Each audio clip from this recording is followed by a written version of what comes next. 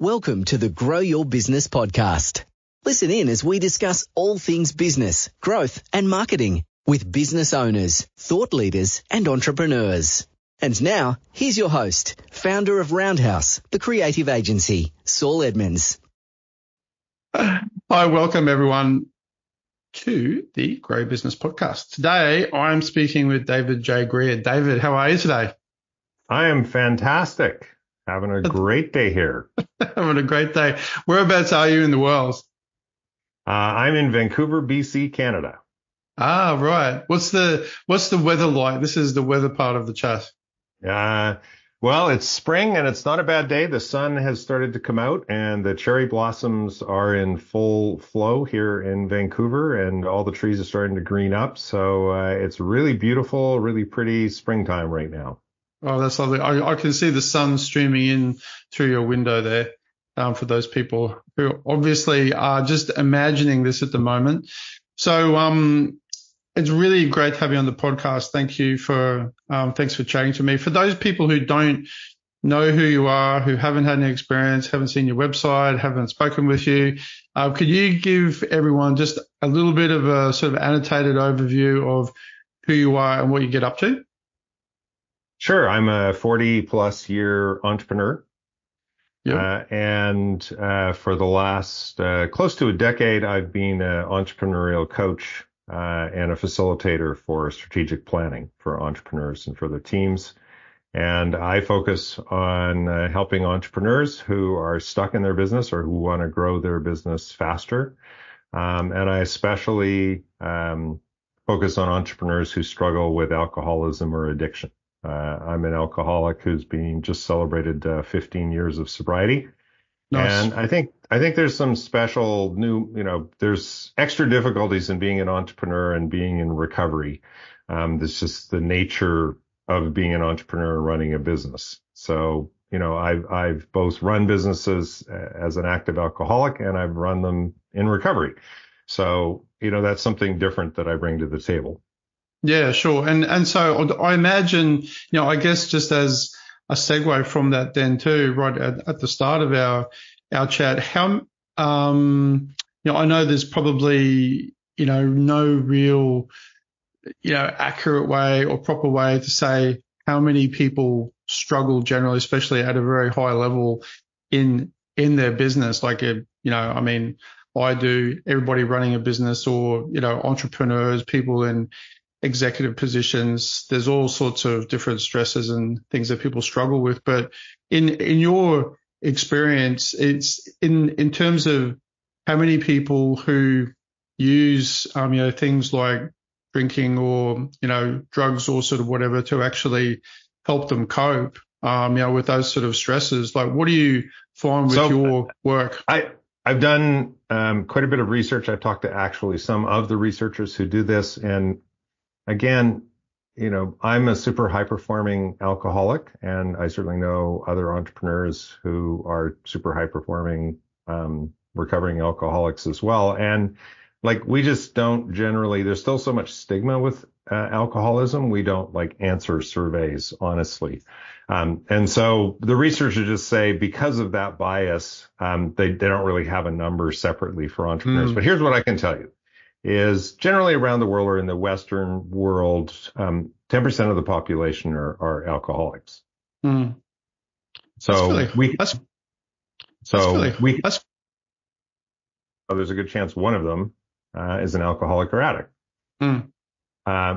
There's some anecdotal reason to think that, as entrepreneurs and the high stresses that we take on, it's not going to be lower. Let's put it that way. And probably going to be a higher percentage. But that's still a lot of people. And then another rule of thumb is only, again, in the general adult population, only about 10% of people who are alcoholics will in turn try and do anything about their disease. Mm. And it is a mental health disease, right? It is categorized as a mental health disease, alcohol use disorder or substance use disorder. And that's sad. So part of my mission is to raise awareness that,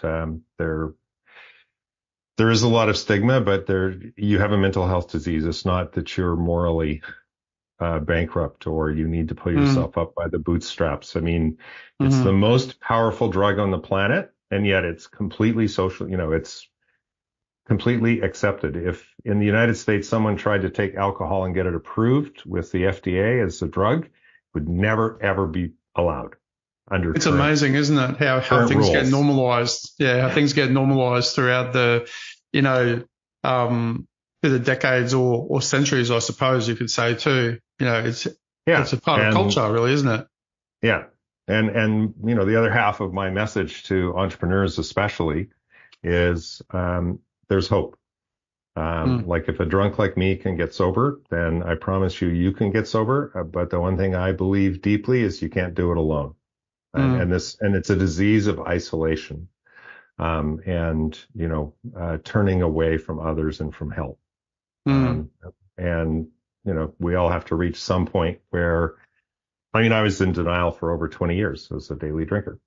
But I wasn't an alcoholic for a whole bunch of reasons. So, we can dig deeper into that, but I also want to help your audience with other things that I spend a lot of time on in growing their business, especially since that's the title of your podcast.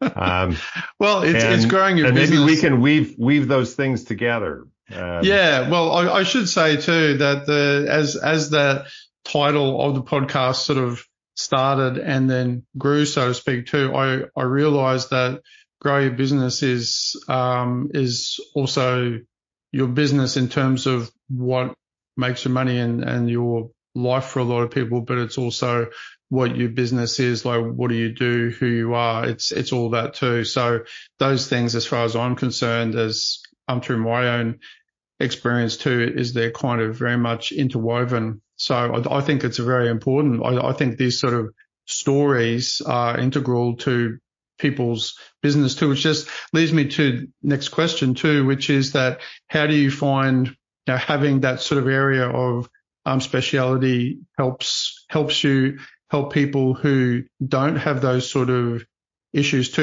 How does that inform your thinking? If at all? Yeah. Because, I only work with high performing people. Like that's just the kind of people that I attract and that I want to work with, and I've got the energy level to match them. An interesting question for an entrepreneur is like, why do you want to grow your business? Do you have the life that you want? Does the business have you pinned to the ground? Like, have you got the tiger by the tail, or is it the other way around? And are you choosing?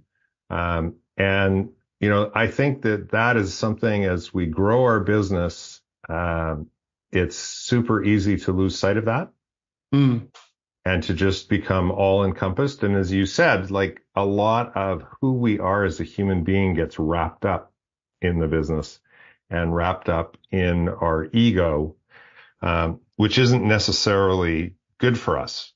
So for example, I use a model from my first coach that I worked with for 9 years, Coach Kevin Lawrence, who I think is a brilliant entrepreneur, from his book, Your Oxygen Mask First. And he says, let's look at your life in 3 ways. So first of all, we're going to look at like your business and what you want to do about your business. And then here's your life, which is your relationships and your family. And what I find with high performing individuals and especially entrepreneurs is they're very passionate about both of those things. But what happens is that we squeeze ourselves out in the middle. Right. And so, Coach Kevin asks us to look at this third category, which is self. And so if you're looking at your year and what you want your plan to be, it's like, what's your passion ratio, which I consider to be like time times energy. Like, what's your passion ratio for the business? What's it for yourself? And what's it for life? And if you want it to be 80-10-10, that's okay. I'm just asking you to make a conscious choice for that, and not to make yourself be 0. Because ultimately, if we put everything into our business and into our life, at the end of the beat, we will burn out, crash. We see it as side effects like addictions and alcoholism. We see it as like getting really sick. Like the universe will do something to tell you, right? But I'm saying, like for me, I'm a passionate sailor. So like when I need renewal, when I need something that's just for me, is sometimes like I just go out solo sailing. I mean, it's great with my wife too. And then I get some life stuff and we get some connection that way, but I'm okay just going out for a couple of weeks by myself, and sailing the West Coast here in Canada. And it builds my resiliency and it causes me to reset and, slows me down. And also when I'm sailing, like, I have very little control. We have, entrepreneurs, high performing individuals and entrepreneurs in particular think that they have way more control of things than they actually do. We only really control about 1%. The things I believe all I have control of is how I react to an event. And I actually I try not to react. I try and respond. And what's the next right step? I mean, yes, I have plans and yes, I know where I want to go, but really all I've got is my next step. And that's all I have control over. And anyways, so when I get in a sailboat, you know what? The wind's in control. The wave's in control. The universe is in control. Like I can choose where I want to go, but if conditions aren't right, I might not even get there. And some strings to pull on how much sail is out and how much and what direction. And that's it. But everything, it really reminds me I'm not in control, right? The universe is in control and I just get to adjust my sails to what's happening and I can make it as easy or as hard for me as I want. Yeah. Or I can stay at the dock. I do like those metaphors. I have to say, I was reading on your website and you've got that book, Your Wind in Your Sails too. Is that right? That's the correct title? Yeah, that's correct. Yeah, that is correct. Yeah, so that's I do like those metaphors very much, and I think that's very apt. The idea I was going to actually ask what in that series of metaphors, if you were going to tack into the wind, like how would you translate that to that sort of process in sailing to something in business or in life, in terms of like how that relates to life, because I was thinking, like, I'm not a sailor, but I do. I've always been fascinated. Like I've been sailing, but I'm not a sailor. But I've always been fascinated about the idea of tacking into the wind, utilizing it. So you could probably speak more to that, like how that. Well, if you can go downwind, you can go a lot faster. Yeah. Than if you actually are trying to go into the wind. Your expertise is marketing. So I think that the sailing analogy has got kind of the deepest resonance in marketing, which is, you can choose to like go against a market or try and convince a market of something that they're not completely convinced of. And sometimes in innovative new companies, it's like worth doing that. But I think a lot of growing a business successfully is figuring out like which way is the wind blowing in your market. And then how do you tie into that in a way that it differentiates from your competitors, but which goes with the flow of where the market's going. And then sometimes like your market's going to run out. And a lot of my background is technology. So tech cycles go very fast and you may come up with a product, but it may only, the market may absorb those kinds of products over a 2 to 4 year period. And like you'll have sustained revenues, but you won't be able to grow more because like the market, it's kind of the market's figured out and it's moved to the next technical thing, which is really, that's where the tacking comes, which is when is your market going to run out and when are you going to go pursue another market? Or, like you've got your sales set and you're doing really well in this market. So where's another place you could be where similarly the wind is blowing in a nice direction, right. And it's warm and it's comfortable. And how could you stick your hand into that like cash stream and extract your part of it? Yeah. And then the destination too, I guess, like how quickly is the wind going to get you to the destination you want to go to as well, I guess. And so I do a lot of work with strategic planning. And the process I use is I ask entrepreneurs to pause once every quarter, which is 13 weeks. So go 13 weeks with a plan, pause, see how you're doing, and then plan the next 13 weeks. And the reason for that is most entrepreneurs get totally, especially when the business becomes more and more successful, they get entrenched in the next fire, the next employee, the next thing, the next trade show, the next event. And they're basically looking down the path only far enough to like not step on a big rock, and they're looking 10 feet ahead. And if you don't pause every quarter and look up, like maybe you're on a path that's just going in a circle. Or you were planning to go climb a mountain in North America, whereas, really you're aiming to go climb a mountain in Nepal. Are you still aiming for the right destination? And if you don't pause and do this strategic work, so I call it working on the business instead of in the business, right? And it's really hard. Like most entrepreneurs get totally consumed by their business, and it's super hard for them to step back. Part of my role as a coach is to just I do one-on-one coaching, which is typically structured like 2 calls a month. And sometimes it's just those calls to like, just ask them, like, can you pause and tell me, like, where are you aiming the business this year? And have you stopped and actually checked? Are you still aiming for the place you thought you were aiming for? Or has the data changed or you haven't noticed or you haven't been paying attention? Yeah. And sometimes my work is just to get them to pause long enough to actually look at that they're on the path that they want to be on, and they're aiming for the destination that they want to aim for. And I guess that's really easy to get lost in the day to day.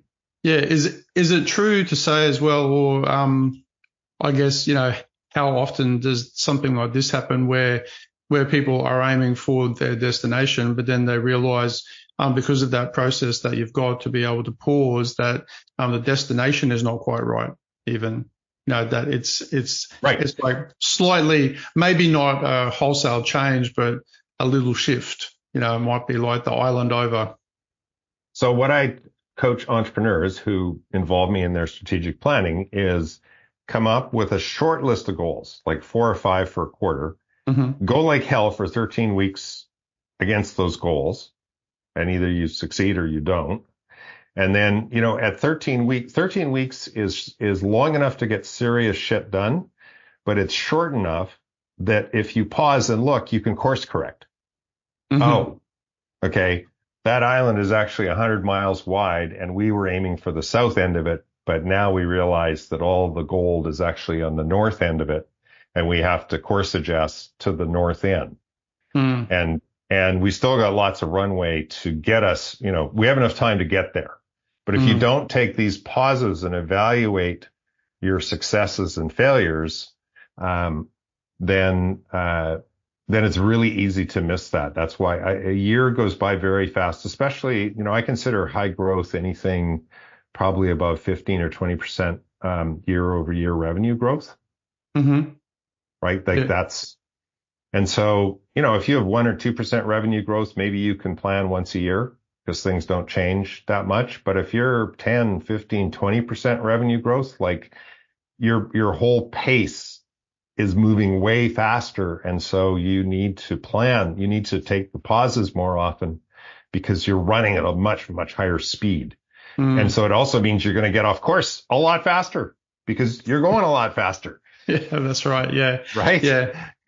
Yeah. And then like you were saying before, I mean, like these are the sort of things that I guess people who, in business should obviously think about, but people who aren't sailors, don't think about them. But that idea, just returning to that metaphor again about the wind takes you a certain way. And then you have to, like you were saying before, you have to respond to it because you can't really, is it true to say you can't really, react to it. You really have to respond to it. Is that right? And well, yeah, you have to respond. I mean, you have a lot of, I think also entrepreneurs forget the choices that they have. Like, if you're close to an island, but at the wrong end of it, you can drop your anchor and rest in a bay and wait for the wind to change. Mm. Like, again, it's, you can think, oh, I have to go to the other end of the island. That's where the wind's coming from. So I'm going to have to beat my brains out, because that angle of attack in a sailboat is called beating, right, for a good reason, because you take a beating. But you have other options. What would happen if you paused and just waited? Looked at the weather, like you could do things like look at the weather forecast and see if this is going to last for, if it's only going to last for the rest of the afternoon, then you could pause and do something. I mean, one of the chapters in my book, I actually start with a story about when my wife, Carolee, and I forgot to check the forecast before we left.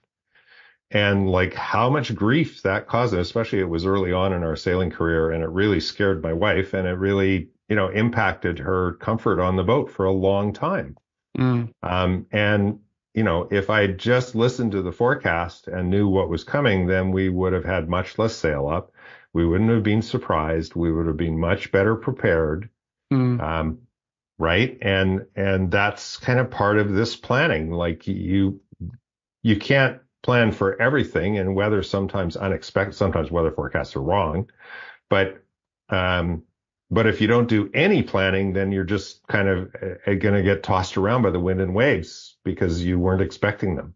Yeah, we get completely stranded. I remember actually when I was a kid, I had this very distinct memory when I was probably about, I was born in a place called Mount Isa, which is up in north of Queensland, and we were on this trip when I was probably about 4 or 5, and we went out to a coral reef, and there was on this little island, which was a reasonable sized little island.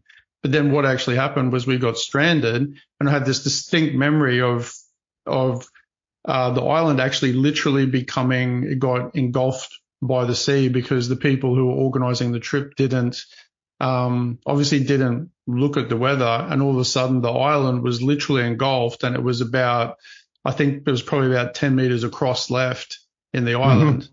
And they saved us. Like they came and actually, in like a speedboat and got us. But I always remember that as this very simple sort of memory I have of being on the sea, and this happening sort of seemingly magically it got swallowed up. But, I think all those, like I love all those metaphors that you've sort of weaved like from your experience as a sailor. So in that, I'm just sort of moving on to culture, say in a business too. Like you, how would you say, like lead this on into another sort of area too, but how to use culture to drive performance, I guess, too, and how that works in with entrepreneurs in the business. Like how does that? So my personal belief is to drive really high performance, you need to focus consciously on culture. So every company has a culture. Mm. Typically, a company has the culture of the founder and maybe the founder and the first couple key employees. Yep. So I see culture is more an act of discovery, like rather than a effort of, trying to, being nice people. Like there's a lot of great companies who've been built that are built by assholes, and like they have an asshole culture, but it's okay. If everybody is an asshole, they get along, but if you don't fit that mold, you're not going to do too well there. Sure. And so again, I don't think you have to be altruistic. I think you have to be, realistic about what your color is and what your culture is. And I have a few exercises that come from Jim Collins and Good to Great. Like none of this stuff is, invented from scratch, right? We have a lot of resources to draw from. And my belief is that culture drives behaviors. Like culture is just a way of really describing how people behave. Mm.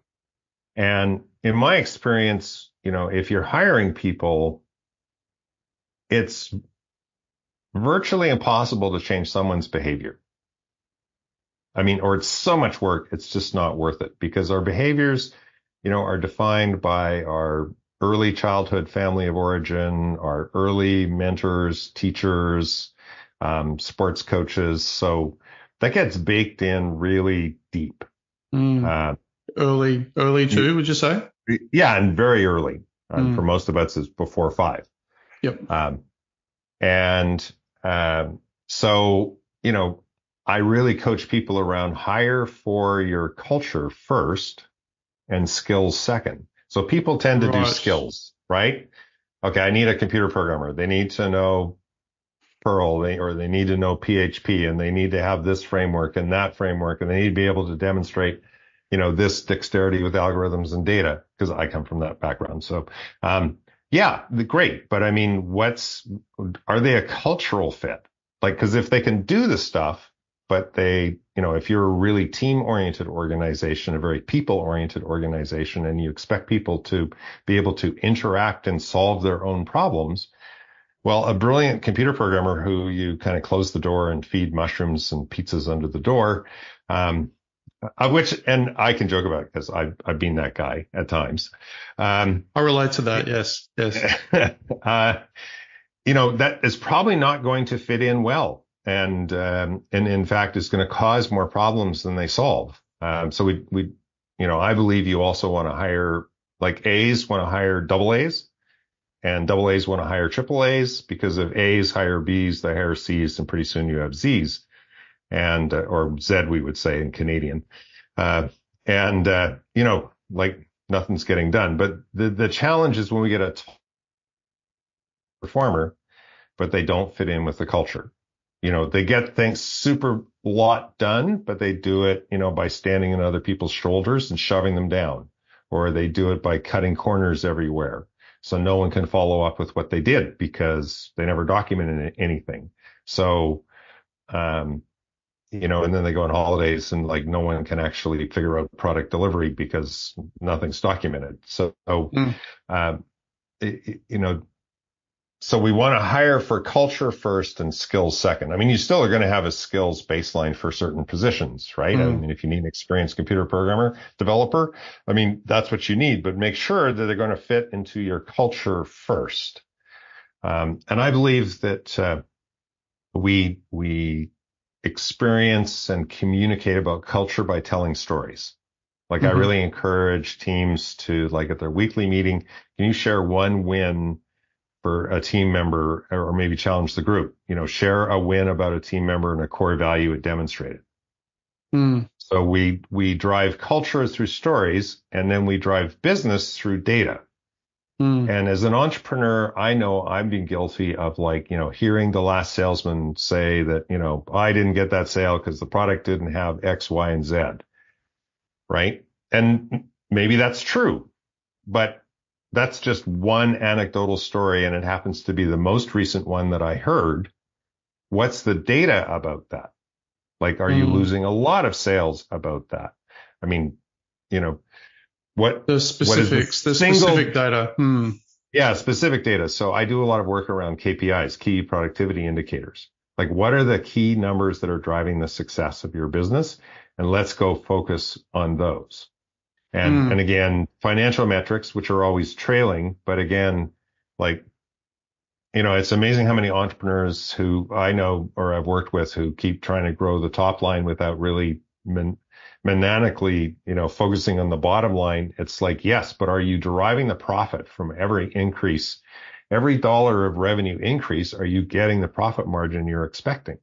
So when you actually, just a quick question there too, like, when you've got culture in a business, where do you feel that when you've got a group of people, however many people they are, and you've got meetings, and when people actually come together, that the element of relatability, from one person to another, how important do you find that is? I know it sort of seems like a small point, but to me, when there's any group of people, is like how well individuals relate to each other. And I guess where the either like team leader or the entrepreneur, who's running the meeting or sort of steering things, so to speak, like the actual captain on the ship is steering things, and how well people relate to each other overall. Where does that fit in terms of importance in this whole scheme of things? I think it's really important, but again, it's driven by the entrepreneur. And if the entrepreneur is not really open to teamwork, open to delegation, like I see this a lot where you get owner founders who start a business and by necessity, they grow every single aspect of the business. So now you're doing like a couple million a year in revenue, right? And it's time for the entrepreneur to let go of some of these things because they can't control all of it anymore because it's got too big, but they think their way is the only way because they've figured it all out in order to get where they are. Yeah, sure. Right. And so, sometimes people hire me because their senior executive team never listens to them. And the challenge isn't that they never listen to them. It's that the entrepreneur delegates to a senior team leader and then snatches back and tells them how to do it, or berates them for not doing it his way, or, like they haven't truly delegated and trusted the person. So some of the work that I do is actually trust building. And I recently, for facilitation I did last week, I actually did an extra exercise the night before with the two founders and their two first reports who form the core team. And we did a trust exercise for 2.5 hours, sharing our life stories with each other. It's called the Lifeline exercise. People could just look it up if you use an internet search engine. And it's basically, you just have a graph which has, kind of +10 to -10 of how satisfied or fulfilled you were in your life and time, from 0 to however old you are. And you do a personal line and you do a school work line. And it's, some people I know, it hasn't happened to me, but I talked to other coaches who've done the Lifeline with people who've worked together for 20 years. And they do the Lifeline exercise, and there are 5 things about someone they've worked with for 20 years that they had no idea about. Right? And the exercise, you can only do it, it's an exercise that can be very vulnerable. So it's just really to the level that people are comfortable sharing with each other. Yeah. Right? I mean, like trust is, I would imagine, like just, for me, trust is kind of at the heart of everything too, but because I suppose from my perspective, it's almost like the thing that facilitates opening or closing doors too, really, isn't it? Like, to be able to go, because you could be a great communicator. Like I remember talking about it. There's a person who's a great communicator, but, are they good at facilitating, people being relatable to each other? Because I guess it's okay saying on one level, be relatable or try to be more relatable to this other person. But if the person, who's the team leader, the captain or whatever, doesn't help that process, like to open that door and then to trust other people to do the right thing, you got to like open that door at some point, don't you? And the entrepreneur themselves have to be open. Yes. Like that, right? Like that has to start with them being vulnerable and sharing things about themselves that they're maybe just uncomfortable sharing, to show the way. And, I come back to trust because we look at the book, Patrick Lencioni's book, The 5 Dysfunctions of a Team. It's a fairly well-known book. And he has a pyramid about the dysfunctions of a team. And the bottom of the pyramid is trust. So like, that's his whole, like, you can't start. And then, and then there's being accountable to each other. But his point is you can't be accountable to each other if you don't trust each other. Because being accountable means saying when you did and didn't do things. And you're not going to be open to that if you don't trust the other person, to hold, to respect you when you're failing. Yeah. It's at the foundation of everything. Right.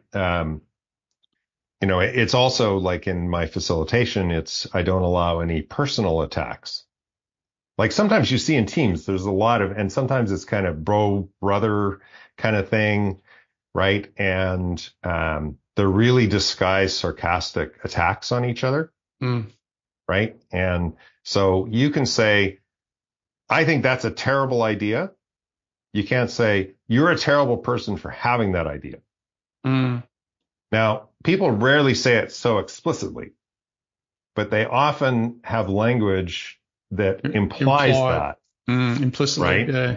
Implicitly. And I catch that. Like if I see it, I call it out, like in a session. No, that's not allowed here, right? Yes, you can totally disagree. I'm all for disagreement, right? I mean, that if you're going to put the smartest people in the room, I don't want them saying yes to each other. I want them to really having serious debate about the ideas and where they're going and what's happening. But not about making it so you can have a very vigorous disagreement about the interpretation of the facts or where you think things are going or what's happening. But it doesn't make either of you wrong or bad. Yeah, no, right? exactly. It's So just you have different perspectives on the same event or the same data or, and sometimes I do that too. Like that's an interesting story. What's the data behind that? yeah, that's the cut through often, isn't it? That's the cut through on show me your financial statements and show me where that's changing, or show me the spreadsheet that demonstrates what you just said. Yeah, the magic of numbers. Oh, we don't have that. Okay, well then you just think it's just something you think. And I'm all for trusting intuition, but at some point, again, it gets back to running the business on the data. You can't just think it. You have to go build a model and go fill it in and go find the data. And sometimes in a quarter, all you can do is set a goal to go start tracking the data and putting the data in. And then you can start making some decisions about it. And often, of course, what happens is you go for a quarter and you get the data and then it tells a totally different story and not the one you thought. Yeah, of course. But then that's also then once again the good thing about the data is it doesn't really lie usually, unless of course the data is wrong. Well, there's still a lot of room in business for interpretation. Business is way more art than science, although people may think otherwise, right? But certainly. It's like when I am coaching people around financial statements and understanding financial statements, it's like, it's not about the number. It's about what the number means to your business. Like I was in a recent facilitation, we were going through, they did some great improvements in some of their production. And I said, great, who will pay you 10% more now that you're this much better at this? No one could answer that. Like, yes, you've improved the process and yes, it's better. Or how will you generate 10% more profit by being this much more efficient with the process? Sure. So because they were hyper focused on the process and the outcome of the process and not hyper focused on the business result, more sales, lower costs, higher profits that could result from this. Yeah, I guess that's that can also be like a very exciting part too, especially when people feel that they've nailed something. And that's got its own merits then too. But you're right. I mean, it's then, coming back to earth and finding out how that's going to actually relate. And then once again, comes back to relatability, but in a different way, the same sort of thing. So how do you talk as well about X factor in the business too? Can you sort of expand on that a little bit, I guess, David, and where or if the role of the entrepreneur in the business, the importance that they have in the business relates to that X factor and how important that is for a business? So let me preface this a little bit. So that concept of the X factor, I think is maybe described best. So I work a lot with this guy, Vern Harnish. He's written 2 books, The Rockefeller Habits and Scaling Up. And part of his work is he's come up with this 1-page strategic plan. And this is the template that I use for my work with clients. I know a lot of entrepreneurs who believe in it because a strategy binder that's 3 inches thick is useless. Mm. If you can get everything that's important about your business on a single piece of paper, then I think you got a chance. So when we talk about an X factor, we really talk about marketing. And my belief is that the number one thing that a CEO should be focused on is marketing. Like marketing equals strategy. And I mean strategic. I don't necessarily mean the block and tackle and, Marcom and branding and logos. I mean strategic marketing. Who's your ideal customer? Where are they located? What's their role? How do you attract leads for them in the lowest cost possible way? And so what I've seen, like, for example, in software, so I've done a lot of like high-end software sales. Like if your solution is, say, 4 times better than the entrenched competitor, no one will give you the time of day, because everyone knows like the cost and disruption to the business of disrupting a major business process with a new piece of software. Like if it's only 4 times better, why bother? Like 1/4 of the cost. Like it's unproven. You don't know if it'll work for sure. So that's where we kind of that's where we get 10x. Like how can you be 10 times better than your competitors at some aspect of your industry? And I also caution people, we tend to get really focused on kind of product features and like, product specific things. And I think like Vern used this example from 25 years ago, was actually an Australian based, I don't remember which city they were based in, lawn care company. And at the time in the lawn care industry, like to do a quote, a person picked up the phone and called. It was the old days, right? You didn't go to a website, fill out a form. You actually called a human. But you went and you booked an appointment for a salesperson to come out to your property, and they would have like a rolling tape measure, and they would go around your property and they'd measure it. And then they go back to the office and they would figure out how many square footage you had. And then they would send you a quote, right? And the whole process took like 2-3 weeks. Yep. So their innovation, their X factor was a time when aerial, photography, like accurate aerial photography, was being generated by the municipality. And they could go online and they could approximate. I mean, it wasn't perfect, but they could approximate how much lawn there was by looking at these aerial photographs. And they could provide a quote over the telephone while the person was on the phone. Right. And it wasn't 100% accurate, but when it was averaged, some people maybe got charged a little under and some a little over, but like the variance was small enough, it wasn't going to like lose customers. And that was their X factor. Their X factor was they could quote instantly instead of like in a 3-week turnaround. And that made them hugely successsly. A big edge over their competitors. Did they cut lawns better than other people? Probably. They probably were good, but it's not like they were 10 times better at cutting lawns. What they were 10 times better at was quoting and getting the customer on board. And so this is where I challenge entrepreneurs to look at their industry. Another one is a local alarm company here in Vancouver. And the alarm business has a dirty secret. And that dirty secret is if an alarm goes off, nothing happens. Like what happens is usually there's some huge, massive call center that says, oh, there's an alarm going off at Mr. Greer's place. I'll call him.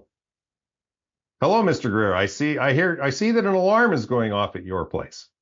And meanwhile, I'm like I was in, I'm based in Vancouver. My house is in Vancouver, and last week I was in Toronto. So receiving a call from the alarm company that my alarm is going off is of absolutely no use to me.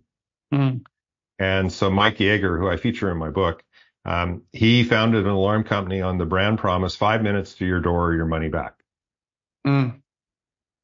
And like it's bigger than 10, because it's like breaking the entire secret of the industry, which is, absolutely. oh, there's actually someone who's going to come to your door and like shine a flashlight and like see if any windows are broken or doors or. Yeah, what you would expect usually. And in fact, they actually have a key to every house. So they also like alarm for, if there's water leakage. Sure. And other things. And we had friends of ours, 10 or more years ago who had a small leak in the feed to their toilet, and it ran nonstop for 3 days, and it caused over $500,000 of damage. Mm. Right. So, by the way, now whenever we leave the house, like when we went to Toronto last week, we turn off the valves to the feed to all the toilets, based on that experience. But again, like this Providence Security, and they have a very interesting way how they track the keys, so they can do it in a way that people don't know whose key is whose, so that like a security person can't use the key to break in. Right. That turns out to be part of their secret sauce as well. But someone can actually go into the house and check like that everything is okay and that nothing seems to be disturbed. And so again, like this is like breaking an industry norm that no one likes to talk about. Mm. So that's the kind of things I encourage people to think about. Like, how can you disrupt a whole industry by doing something different? It's a very creative process. It's very strategic, right? As a big element of trust, well, in that particular circumstance too, but I guess in a lot of things like this, it gets back to trust again, doesn't it? Well, especially there, because like people then, in order for that to work, in any event, there has to be a huge amount of trust, which in turn means that they have to have procedures to be able to kind of instill that trust, like you were talking about with those keys, because otherwise that trust potentially could erode, even if nothing happens, but the question is there, and there's probably a number of applications to different industries with similar sorts of things that I'm sure you would. So if any listeners are curious, I really suggest they buy my book, because I articulate in the book how Mike handles the key problem. And it's a very interesting solution. Right. And essentially no guard can, every guard in the car has every key to every house that they monitor. But they're all in numbered envelopes, and the guard has no idea which envelope has the key to a house in question. He has to call back to the office. And the office says, go to envelope 4578284. And that will be the key to the house. Right. But then here's the trick is, one of their key productivity indicators is the number of opened envelopes. Essentially, once an envelope is opened, it has to be returned to the office, and a new envelope with a different number must be issued. Right. Interesting. That's good. That's smart. It's very smart. That's smart. Mike is a really smart guy. So that's great. But it's great then for people, because is it true that customers then know that is the procedure to sort of instill that trust? They know how that works. I've never gone in enough depth with Mike to like, I'm sure that his salespeople need to create trust from their prospects. Do they describe the process to build trust? I don't know. I mean, I think a lot of their business is just referral. Yeah. Right? Yeah, sure. And, because some people want to know, like you would know, like some people want to know and lots wouldn't care. More untrustworthy. Yeah. And lots wouldn't care. They're just like, great, awesome. It's all done. Yeah. I've seen your cars all over, and he also is brilliant at branding. The colors he uses in every single security car for Providence Security, you know it when you see it in the neighborhood. And the brand promise is plastered right on the side. Yeah. No, interesting. So just moving on just to another question there too, between habits and goals, because we've been talking about, goal setting and quarterly and then weekly and various things too. But what's the difference, explaining it for people listening, from your perspective between habits and goals? Like, how do you define those two things? Well, goals is a place that you are trying to get to. Mm-hmm. A habit is a process that you execute on a regular basis. So, for example, a big part of the Rockefeller habits, which is what this one-page plan and this stuff from Burn Harnish is called, is meeting rhythm. And so, for example, I said that part of the meeting rhythm is to meet offsite once a quarter to review your plan, look at the biggest challenge you have in front of you, and come up with a new plan for the quarter. So that's the habit. The habit is once a quarter we get offsite and we meet. Another one is highly recommended in the Rockefeller habits is that the entrepreneur meets with his or her senior leadership team once a week. And there's a very prescribed like 60-minute agenda as to what you start with some wins and or a core value that someone demonstrated. Then you debate and discuss like where you are, what worked last week, what didn't, where you're stuck. And then the last half hour is filling out who, what, when. Who is going to do what by when? Either in, a tool like Notion, or I have a spreadsheet template that I share with people. In my experience, like high performing businesses get really good at who, what, when. And they adopt it. And so the habit is meeting weekly to debate and set your who, what, when for the next week. And good and high growth companies that perform really well, they regularly execute their who, what, when. So they actually do get done what they say they are going to do. Yeah, right? I think that seems like that particular point seems like the sort of almost like the secret sauce that if you don't, that's easy to say, but then is the thing that a lot of people don't do, because then it's easy not to do seemingly little things, little sort of like, habits. Would that be right? I would imagine you see that a lot, right? Well, and it's the trust and the accountability issue. Sure. Yeah. Right. Like, again, you have to trust each other that you're, putting the right things down, but then also you have to be willing to be accountable when you don't deliver. And not, and if someone's not delivering on a regular basis and it's always excuses, high performing teams deliver. Like high performing businesses, like if you said to your customers, I'm going to deliver our product. If you were 50% of the time you didn't deliver to your customer when you said you would, how long would you stay in business? Very, very short period of time. So it's the same with leadership teams. If you say you're going to do this and only 50% of the time you do what you say you're going to do, like, why would employees ever believe you? Like, why do you believe each other?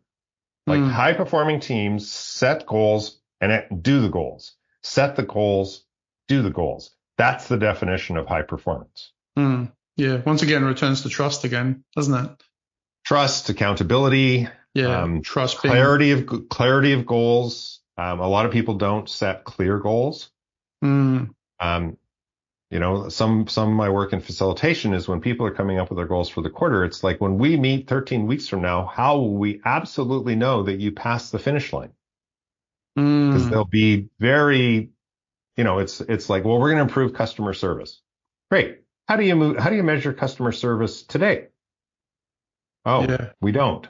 Okay. Well, then maybe a reasonable goal for the next quarter is that you put a system in place to measure customer service and that you have measured it at least once.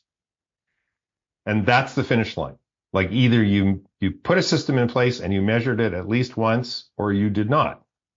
Then like in the next quarter, we could say, well, the next quarter might be just gather like a minimum of X, customer surveys or whatever process that you come up with.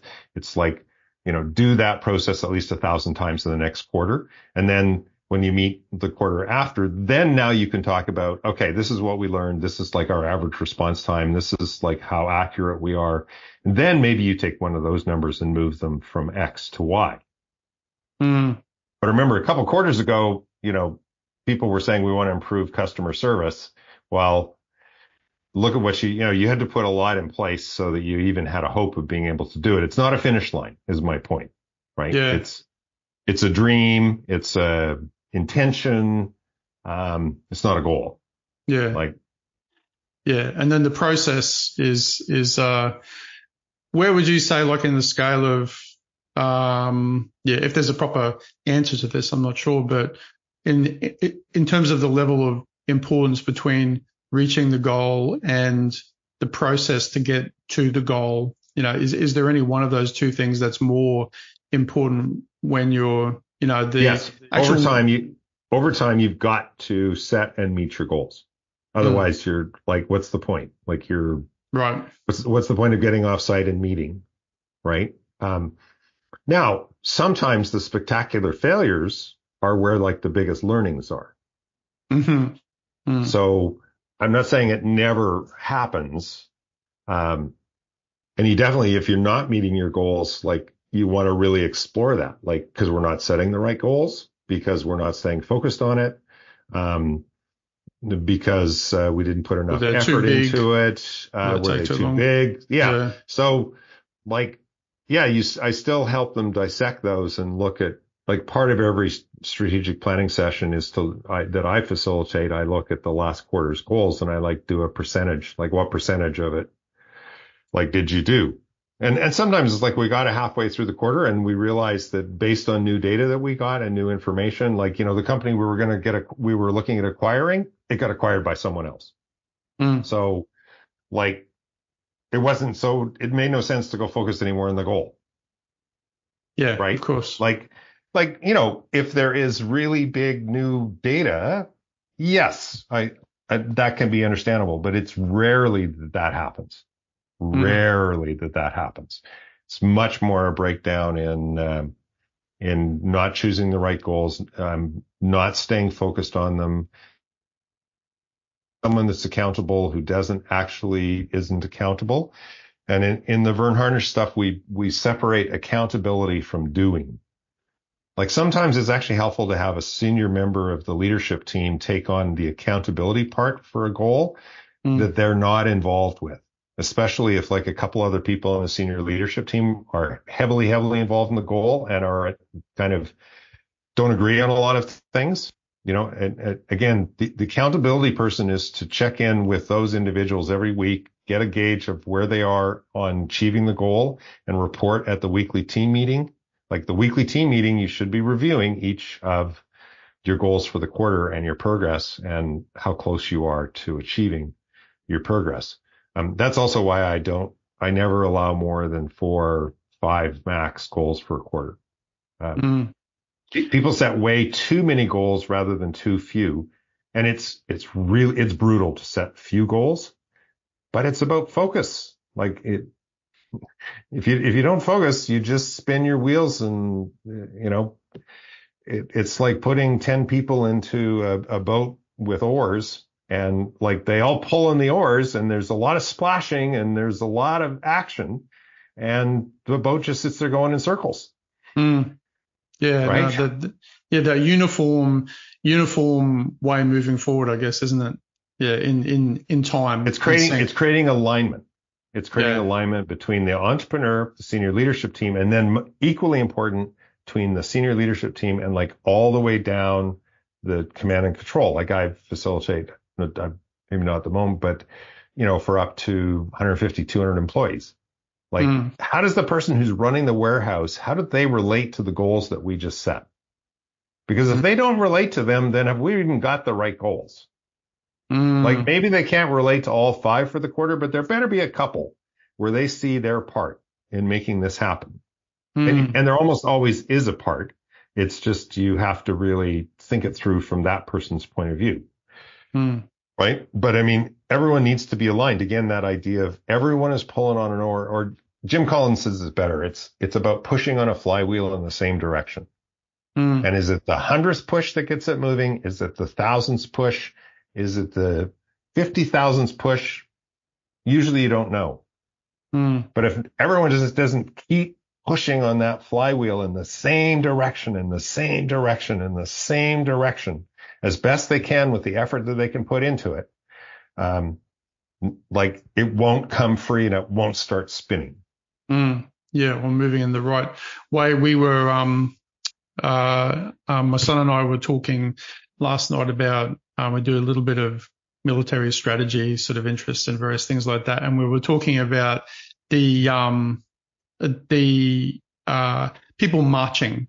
So say Napoleonic sort of eras when people used to march forward. And we were talking about the fact that it's things like that are actually a lot like the drilling, that people being in sync and having a leader and marching forward, which when you look at it just at first glance, it looks really easy. It looks like there's this group of people marching forward. And it was actually the first time, it was really funny because it was the first time I'd actually thought about it like this before. I was like, yeah, it looks pretty easy. They're all like moving forward in time. And then we were thinking about it, and to actually do that, and we did a little test ourselves of just doing it at the same time, even with two people. We're like, it's surprisingly difficult, to actually to do that. And I was thinking some of it has to do with the obvious use of drumming, of music, of sound. Some of it is just practice. Some of it is the orders from the person who's in charge. And then some of it is because people can't really look sideways and make sure that they're actually in line. They have to use their side vision, then there's sound and there's all these things. So I was like, it's actually kind of complicated. And when, I thought it was a great example when we were just talking then about, a group of people, once again, that sort of metaphor of doing things enough times for a particular purpose and being willing to do it and having a purpose to do it and then doing it lots of times until the person looking over the other side of the hill, or the person, looking at it on TV going, wow, that kind of looks amazing. They're all in sync, but not realizing how much work has gone into it. Yeah. And you know what? When customers interact with our business, that should be their experience. Like that it's this perfectly smooth march. And they should never have to know like how much work went into making that come true. But they should have our job is to put in all that work so they can have that experience. Yeah. So they can have a really smooth onboarding experience or really smooth ongoing experience with our products and services. And this takes a lot of time and effort and foresight and planning to pull off. Yeah. And most businesses are pretty bad at it. Yeah, sure. I mean, it's something I remember specifically in the making of Lord of the Rings movies, that one of their goals with the special effects was to be that it was so good that you wouldn't really be highlighting in your mind that there were special effects there, that things would be seamless and it would seem like this other world, that the illusion at the end of it was, it wouldn't be highlighted that is some creature. It was perfectly a part of the image and the story that was put forward, that you would, same sort of idea. And I think it's certainly something that when it happens, like you were saying, like it's seamless and perfect, then it's a great experience. But, to get to that point, there's so much, blood, sweat and tears, but it's always makes for a great story then too, when people actually find out, that's the part that I like too. When you go, what did you have to do to make that happen? That's kind of incrable. It is incredible. In many businesses, it is absolutely incredible. I love hearing those parts about your realization whenever I've had them, like, the marching thing, when I just had this sort of a bit of a light bulb moment. I was like, marching, and especially then because it was so, never thought about it before, and then going, that'd be really difficult. But, just on I guess a personal note, David, in your journey then too, what are some of the things that have really helped you, like in your own entrepreneurial journey, I guess, the past, in more recent times, that have really helped you get through things? Like, what are some of those things that you'd share with people that have really helped you? Certainly for me, on my 50th birthday, I hired this guy, Coach Kevin, who a few months previously had made me more uncomfortable than I had been in like a half a dozen years, like really uncomfortable. And, but he saw something in me and I sensed something in him. And, he had a massive impact in my life. In fact, he was the first person. We worked together for 9 years in total, but after we'd worked together for 18 months, we'd like cleared everything off of the table, except for the proverbial elephant in the room. And he was the first person I admitted I had a drinking problem to, right? Which he had no idea. And he wouldn't, because, I didn't drink till later on in the day, and our coaching calls were always during the day. And I'm a high performer. The last thing I would ever let anyone know is that I had a drinking problem. But I admitted to him, and he coached me to go to 12-step recovery. And, I feel that the universe put Kevin in my path to get me sober. And, then he got me into a variety of gigs, where I was helping entrepreneur friends of mine, like as a senior executive, but behind the scenes, I was always working on strategy. Till I came out of my last of that. And then I decided that I wanted to give to other entrepreneurs, the gifts that Kevin had given to me, which I just started on my coaching journey. So that was August 9th, 2007. And we're in 2024.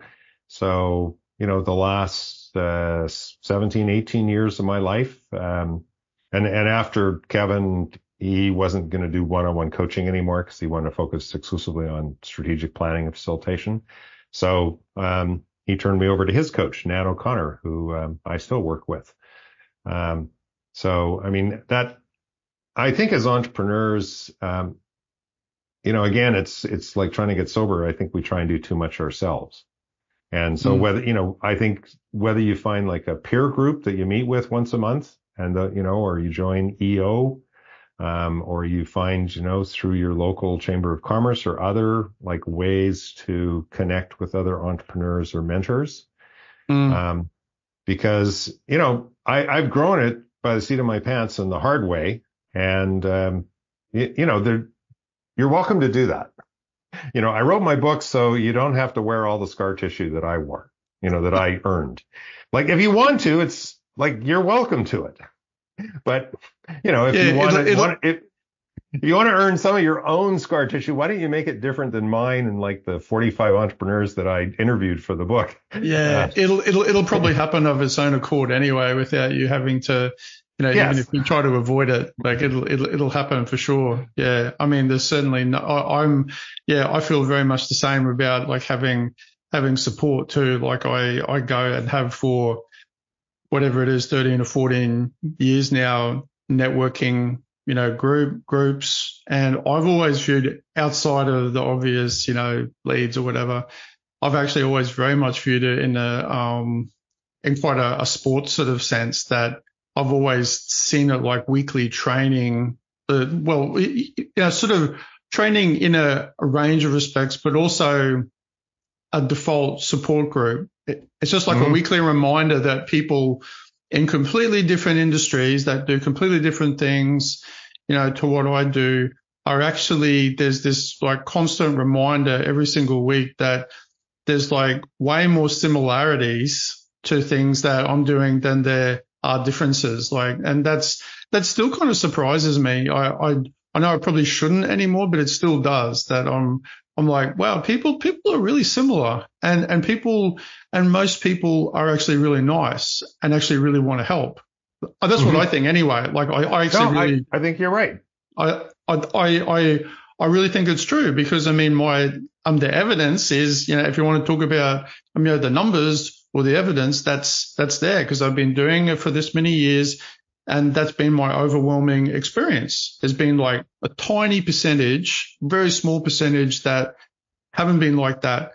Admittedly, people are there to do that as well. Like, you're there in that environment to do that.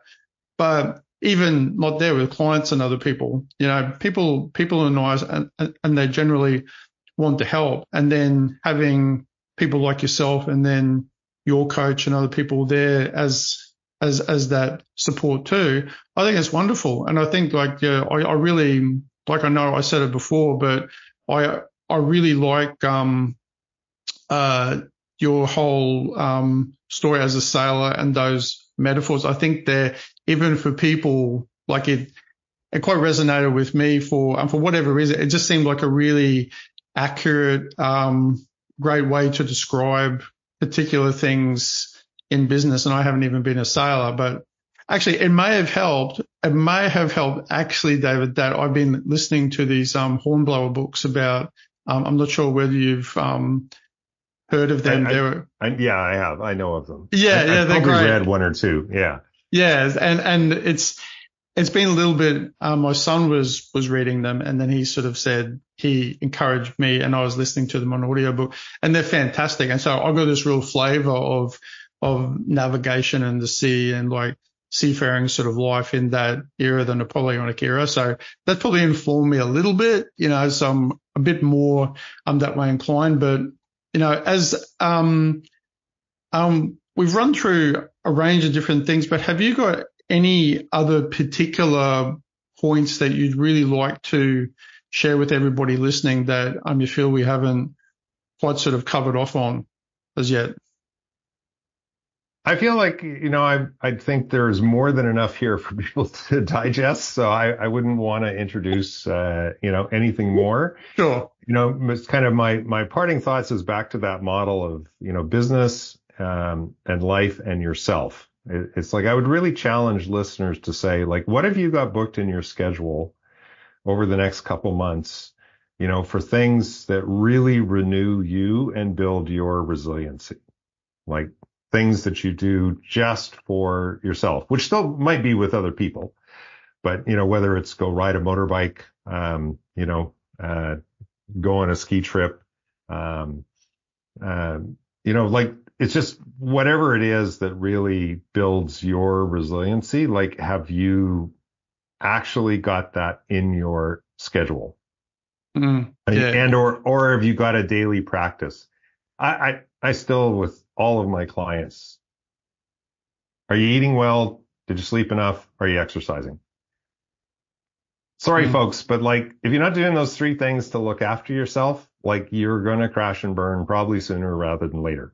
And we just always have to go back to the basics, because we all have busy lives and we all have a lot going on.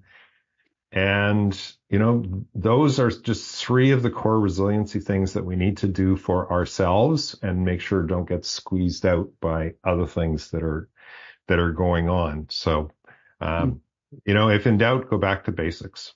And make sure you drink plenty of water. Well, that too. Make sure you drink water, everyone. Yeah.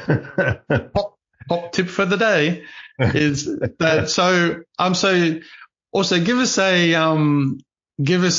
fantastic quote as well, David. Have you got one? Have you got one that you want to share with everyone? Yeah, it's my own. Slow down. Yes. Here it is. Slow down to speed up. Yeah, nice. I like it. Nice and simple. Yep. Slow down. And we'd all forget. But yeah, very true. We'll have these links too on the podcast. But what are the best ways for people to find out more about you online, about you, but then also the book as well? My website, coachdjgreer.com. So that's coach, D as in David, J as in James, Greer.com. My phone number and my email address is on every single page on my website. So, you have no excuse not to contact me if you want. And I do want to let listeners know that I am always open to offering 1 hour of free coaching if there's something you're really stuck on. To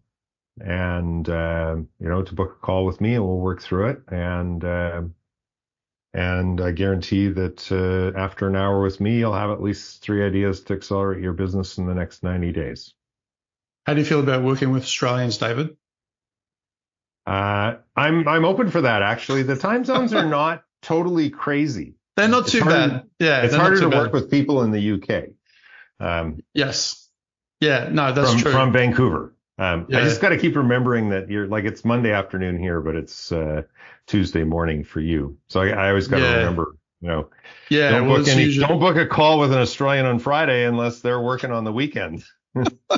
Yeah, you do have to. Yeah, because I've been having probably more calls and more podcasts in the UK, so they're always very nicely up later at night when I'm in the morning, because it's kind of like it's 8:15 now, but sort of usually start at 7. But anyway, like thank you so much for like sharing all those things we were discussing, David. I think it's all these sorts of topics are very valuable at any point in time for entrepreneurs and business owners and anyone listening. And it's been a pleasure to have you on the podcast. I really appreciate it. Thank you. Thanks so much for being here, and thanks to all your listeners. Thank you. Thanks, everyone. See you later, and have a great week, and say goodbye, David. So long. Bye now. Bye. Thanks for tuning in to today's episode of Grow Your Business. Have a great day, and we'll see you next time here at the Grow Your Business podcast.